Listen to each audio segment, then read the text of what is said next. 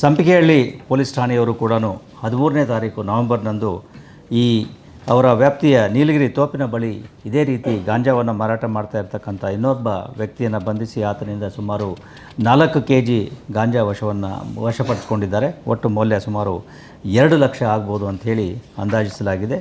ಈ ಆರೋಪಿ ಮೂಲತಃ ಪಶ್ಚಿಮ ಬಂಗಾಳದವನಾಗಿದ್ದು ನಗರದಲ್ಲಿ 2 ವರ್ಷಗಳಿಂದ ವಾಸ ಮಾಡಿರ್ತಕ್ಕಂಥದ್ದು ಮತ್ತು ಈ ಗಾಂಜಾವನ್ನು ಪಶ್ಚಿಮ ಬಂಗಾಳದಿಂದ ಆತ ತರಿಸಿ ಇಲ್ಲಿ ಮಾರಾಟ ಮಾಡಲಿಕ್ಕೆ ಪ್ರಯತ್ನ ಮಾಡ್ತಕ್ಕಂತಹ ಸಂದರ್ಭದಲ್ಲಿ ಆತ ಈಗ ಪೊಲೀಸರಿಗೆ ಸಿಕ್ಕಿಬಿದ್ದಿದ್ದಾನೆ.